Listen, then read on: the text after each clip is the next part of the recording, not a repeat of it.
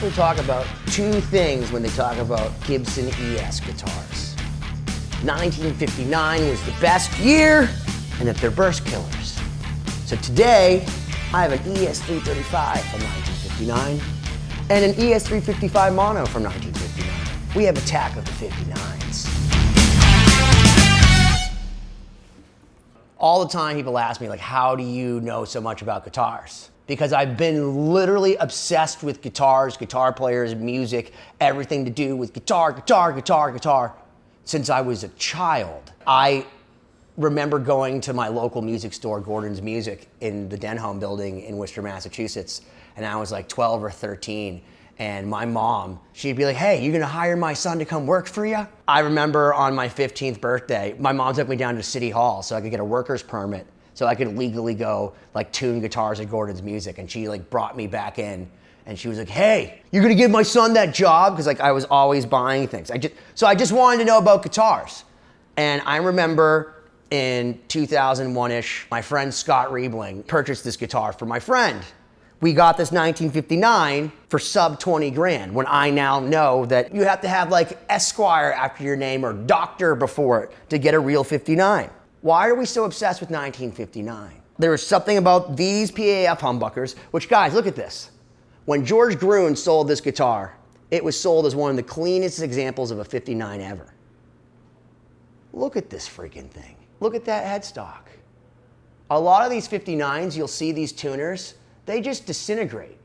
If you got these tuners from Tom Murphy, you'd send them back because you're like, these haven't been aged. They're so meaty. They're firm and supple. This guitar is just a treasure, and no one plays it other than me. People call these guitars, the ES-335, the electric Spanish, that's what it stands for, burst killers. And by burst killers, they mean 1959 Les Pauls. And that's because what sounds better than a 1959 Les Paul?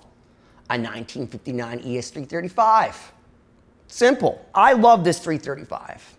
It's so clean, it's so beautiful, it's everything that you would hope it to be. I had a 1960 ES-355 mono. It was the one that I let get away, like I openly let it get away, and it really bothered me. So the only thing I could do was find a 1959 ES-355 mono. Now, if you're wondering, what's an ES-355? I'm glad you asked. So you have the 335, which has the dots. It's actually called a 335 dot. And then the 355 was the fancier, more expensive model that came with the ebony fretboard with these beautiful mother of pearl inlays, oftentimes a Bigsby, and they usually had a veritone. The reason being is because most of them were in stereo. Despite the fact that they were more opulent and that they had higher level features, most people don't want to play in stereo. So the ones that are really worth the value are the mono ones, because essentially they're just a 335 with all the appointments. And you don't have to worry about the veritone. It's just a more lavish 335. And take a look at this. So they call this the Watermelon. Gibson Historic Department just released a reissue of the 59 Watermelon ES-355 mono. Well, here's the real thing. Here's the real thing, guys. With PAS, 100% original. Now, this is not as minty as the 335, but I gotta tell you, I still give this a 7.5, 8. Look at this thing. Look at that. These Grover tuners. Just minty, and they'll last forever. They're never gonna have bakelite rot because they're metal. And look at this back. You can see your face in it. You could see the light tonight, like Yngwie. It clearly was babied since 1959 because this is an instrument that deserves reverence. So you could send 2 children to school at Harvard and Northeastern, and the funny part is that that used to be true, but that would just be like a semester. Now, basically, this is a long way of saying that the school system is messed up here in the United States of America. Everyone should be able to learn. Shouldn't have to cost as much as an ES-355 mono or an ES-335 from 1959 to be able to get the education that our children need to learn that knowledge is power, and that's how you succeed in life.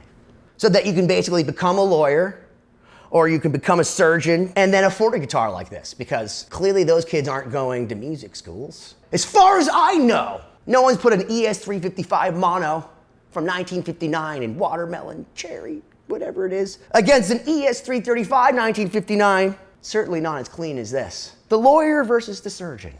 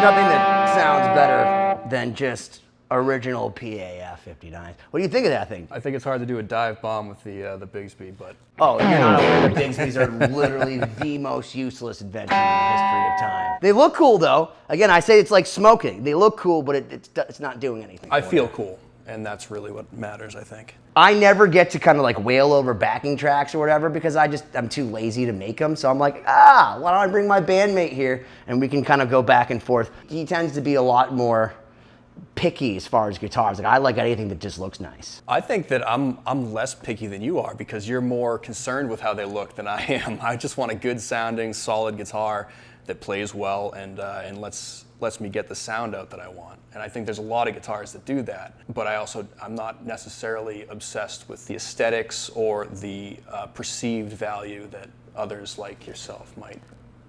Well, what do you normally, like what's your go-to guitar? Honestly, my favorite guitar, something I've been playing for 20 plus years, is a Les Paul Special. Just a $700, hunk of wood, nothing fancy, gets the job done, sounds great. I like different flavors of guitars. I like to have a Les Paul, I like to have a Strat, a Tele. When you're trying to achieve those sounds in a song, in a recording, they're just colors, paintbrush colors, you know what I mean? Is this a guitar you would normally play, Cory? Normally, no, but I gotta say, it sounds great, it plays really well, and it looks way classier than I deserve to ever hold in my hand. So. I'm not going to argue. We should talk about what we have for a setup right now. So I'm going through a Van Halen 5153. It's a 15-watt lunchbox amp. I have it literally on a quarter power. So what's a quarter? Is that 3.5 watts? Yeah, it's four. What was, I can't do math. It's bursting at the seams right now, trying to get louder.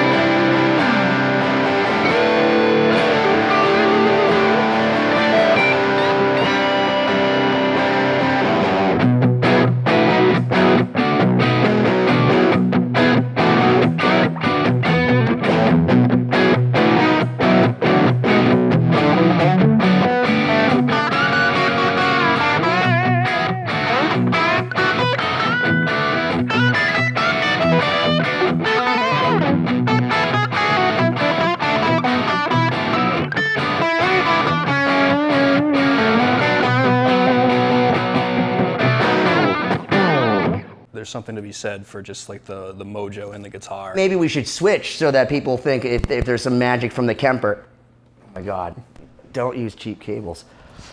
Just rip the guts out of the guitar. You like literally destroy the 59 on freaking camera. At least if we're gonna do it, we should destroy it on camera so that we can tell people how stupid we are.